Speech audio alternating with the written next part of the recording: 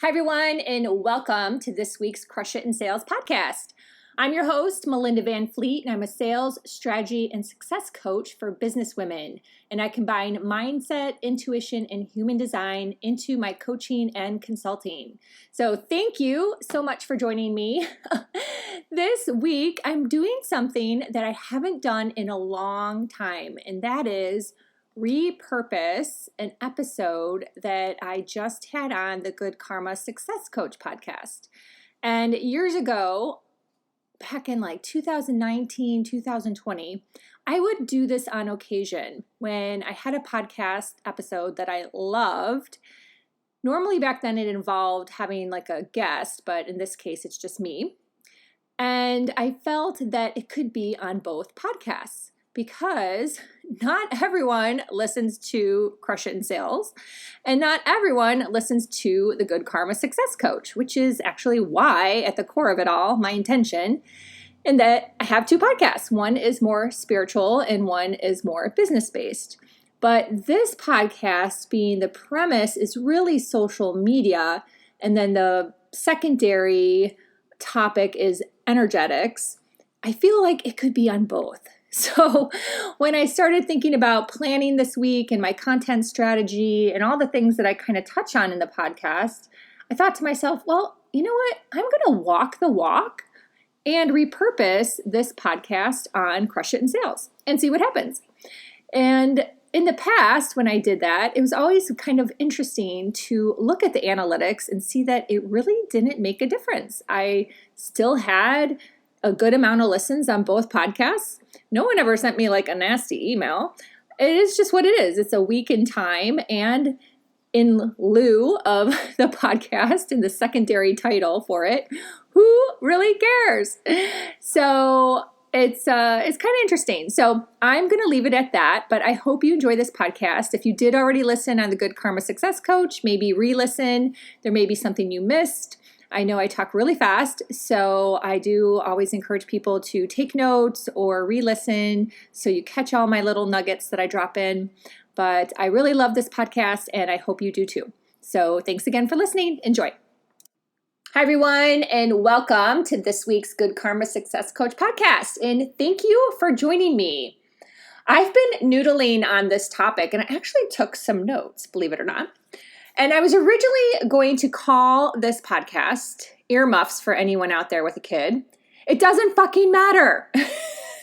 That's originally what I was going to call this podcast. But I decided to rename it to How to Be Successful on Social Media and Feel Good.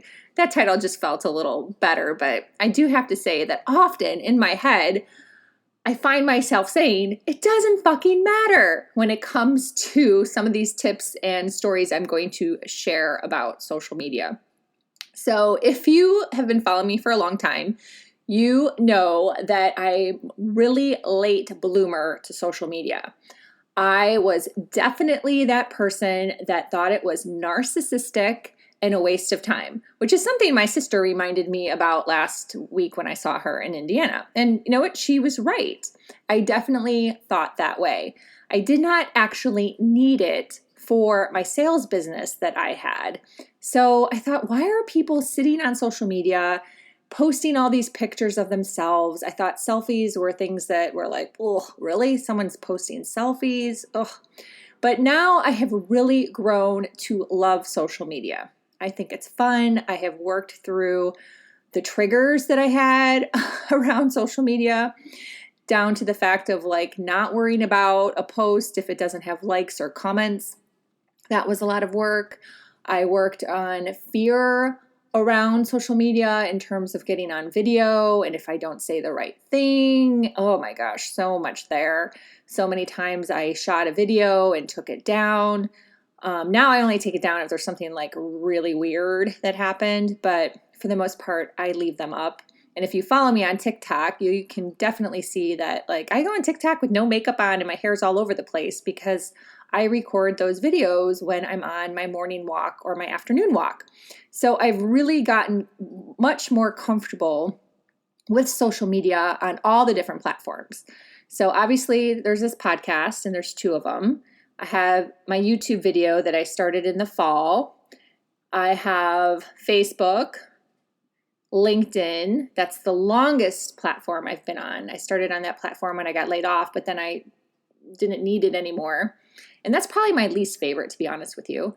TikTok, Pinterest, which I definitely have thoughts around. It's just not really the greatest platform for a coach. I just don't, all the analytics show that, it's just not really for coaching. And I can see that. It's more for eating, cooking, decorating, DIY. That's really that platform. Let's see, what else? What am I forgetting? Oh, Instagram, of course, right? Instagram. How can we forget about Instagram?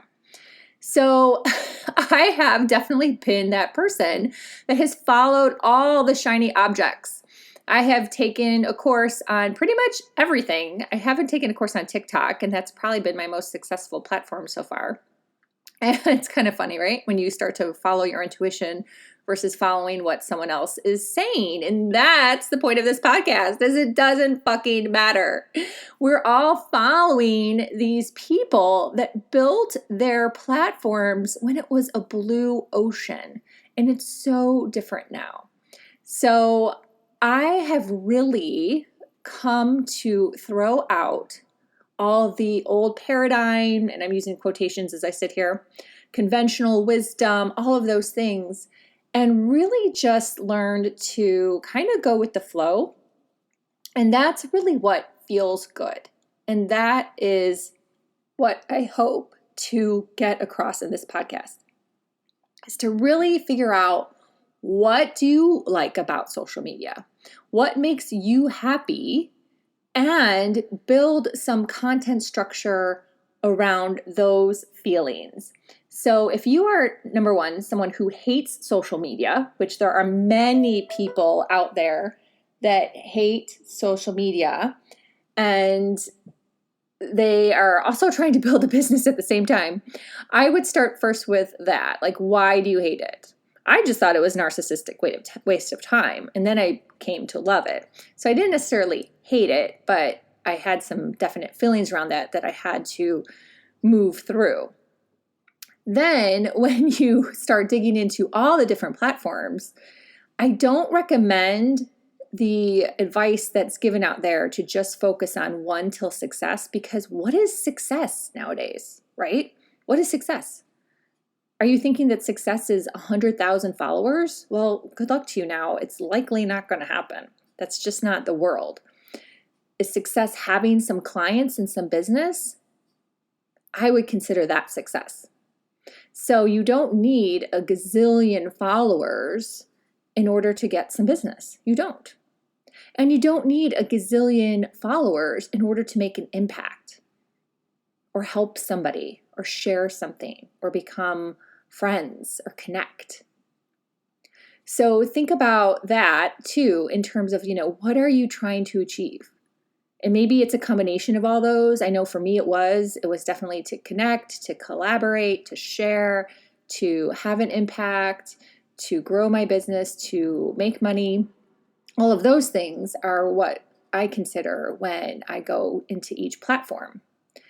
But it is important to be omnipresent. So develop a plan that feels good for you, starting with maybe 2 platforms, and then build from there. But you do need to, in this day and age, be on more than one platform. So the advice that's given of just stay focused on one platform till success, what is that? What is that? And when did that person create their success? So that's tip number 1. Keep those things in mind. Number 2 is understand, and this comes with time, where you can repurpose your content, but also how you make it a little bit different for each of the platforms. So for example, one platform I forgot to mention is Medium. I consider that a social media platform. It involves followers, it involves comments and claps. If you're on Medium, you know what I'm talking about. You clap instead of like. And you can give as many claps as your heart desires. I tend to give 7. That's just my lucky number. So I like to pass that on to other writers. And I have really come to realize that that's a great platform for repurposing. So when I'm in my best, organized, sit down, have some time, my best articles tend to be when I can take my content from my podcasts and my YouTube video, so all three of those pieces, and then create an article around that theme, let's say, and then put the links for the podcast and the YouTube in that Medium article. Because then when someone's reading the Medium article, hey, Melinda's got a podcast? Oh my gosh, I didn't know she had a podcast. Or I would actually also like to listen to a little bit of an extended version versus this article and hear what else she has to say. Because obviously it's more content, more inspiration, more tips come out in a podcast than in an article. And often articles, if you don't know this, it's very true, people don't read them all. They really don't. Articles are scanned. Blogs are scanned. Think about it. No one's really sitting and reading your stuff word for word. They're just really not. They scan it. So you're going to be able to get more of your message across with a podcast or even a YouTube video than a Medium article. So it's a great way to repurpose and share your message and any tips on a really deeper level. So I would say that's tip number 2. So take into your thought process and your planning process, these are the platforms I like. These are the 2 platforms I'm going to start on. These are the platforms I'm going to grow. And this is how I can start to repurpose them, but keep in mind the different audience and how you're going to do it. So I know that sounds like a lot, but it's really not when you sit down with a pad of paper and a pen or pencil and really just think about it. And maybe you're someone who's already on social media, like a lot of people. You can still do this exercise. You can still sit down and do this and regroup on where you're at, because you may be on some platforms that you actually don't love. And you were told that you need to be on LinkedIn. And you're like, oh, I don't really like LinkedIn, because I'm raising my hand. I'm really not the biggest LinkedIn fan right now. I'm still on it, but I don't focus on it. I really don't. And maybe you're like me. Maybe you feel that way too. Maybe you feel that LinkedIn's gotten extremely spammy and not really connections, and who knows what's going on that platform. So maybe you're like, you know what, I could take a pass on LinkedIn in order to focus more on Instagram or TikTok. So really sit down. You can always pivot and tweak where you're at with social media, and that will help you feel better, especially if you are feeling defeated or overwhelmed, or you have some anxiety or stress or triggers. You definitely should feel very comfortable in that you can just sit down and tweak and figure some things out. And then tip number 3 is forcing things energetically does not work. And this goes with anything in your life. Forcing things energetically just doesn't work. It doesn't work.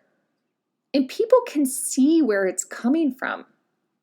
So to me, it's success when you post when you're in a good mood, when you're feeling happy, when you don't really have an expectation of people or an outcome in general, when you're just posting to post. You have an inspiration that came across and you're like, I'm just going to post this. This is just fun. I have this thought that goes in conjunction with this picture, and I'm just posting to post. And yes, sometimes I schedule things. I've been using a scheduler for Twitter called Buffer, and I really like it. However, I'm going to start putting a little bit of a mix in with Twitter because, and this is where my thought process is too, it doesn't effing matter. So with Buffer, they give you 5 slots automatically for Twitter. So I've been doing 5 posts a day consistently scheduling them, watching my analytics, and considering the low engagement on all platforms, I'm actually quite happy with my Twitter success so far, but I don't need to do 5 times, right? So then I start to think, am I really putting the right energy behind 5 posts a day? Versus if I went down to 2 posts a day on Twitter and put the right energy around it, maybe I could use the scheduler a little bit, because I still like to schedule because I can see those analytics really well using that tool. But I'm doing it more in the moment, where I can also see the hashtags that are trending, because you can't see that on Buffer. You can only see that when you're posting in real time on Twitter, and do some type of combination, right? So then energetically, I'm lined up better with that platform. And I'm not just like randomly scheduling, right, quotes or articles or short quips into a scheduler, which really has no energy. It's just kind of womp. It's womp. And also too, when you have so many posts going on, so many people, have this advice of post consistently and post 3 times a day, or post again Twitter 5 times a day. It doesn't really matter. It doesn't matter. And I'll give you another perfect example is with TikTok. I took a break from TikTok for definitely 5 days. It might have been a week, just because I went up to Indiana to spend time with my nieces, saw my sister and her husband too. And so I took a break from TikTok because, I don't know, I just didn't feel like going on TikTok. So on Tuesday, when I did my afternoon walk, I did a post on TikTok, and that post has been the best post that I've ever done. And I literally had a week of no posting and really not even being on the platform, because I just spent a lot of time being present with my nieces and not worrying about social media, which felt good to me, right? So then when I went on TikTok and did this like, I'm back and here's why I took a break post, that post has been my best post to date. And I've really only been on that platform since like early January. So I'm very new at that platform, very new. And they say it takes about 6 months to really get to a good level on TikTok. So anyhow, so do things for you when they feel good and you're energetically aligned, versus worrying about what someone else says that likely created their business in a blue ocean 10 years ago, that it's not relevant information anymore. It's not. And what does that success look like to you anyways? Because it's not about the number of followers. You can have a gazillion followers on Medium, but that does not mean they're reading your content. I know personally, because I follow less than 200 people now, but I don't have time to read all those articles. I really don't. So I tend to go to the people I've kind of built relationships with, and that's all I got time for. 2 to 3 a day, because I read them, I comment, I clap, I try to share them. 2 to 3 a day. That's it. If you're spending more time following people and following their content, you really need to do a check on that. Like really, you really need to do a self-care check. You really need to do a business check and a life check, because no one has that capacity. You just don't have that capacity to really pay attention to all the people you're following. It just doesn't make sense, right? So think about that from like a logical standpoint. It doesn't matter anymore. It doesn't matter the number of followers. Especially too on Instagram. I have to say this because I see it all the time still. There are so many people who have bought followers. It is so obvious. It is actually obnoxiously obvious. So Instagram followers, if you have 20,000 followers and you're getting 3 likes on a post, you bought followers.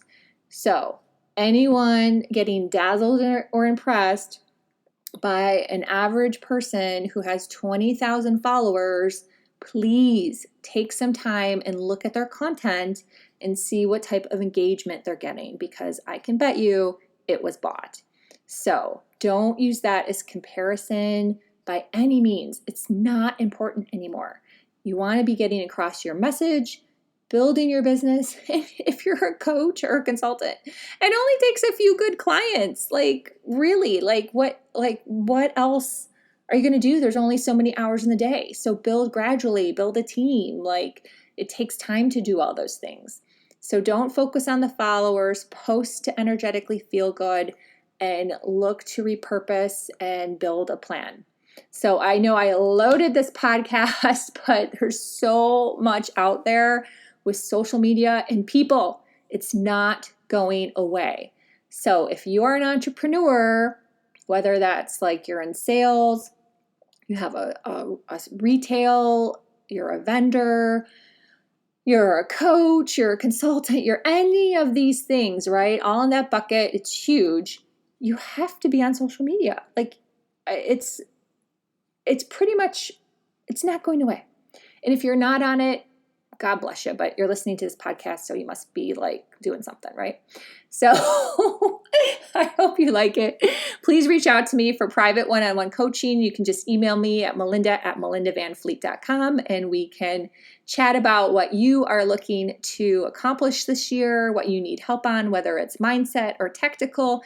If you follow me, you know I encompass intuition, mindset, human design, along with tactical tips and stories to help you be your best self. And until next week, be grateful, be curious, always be learning, and you know what? Have some fun too. Thanks for listening.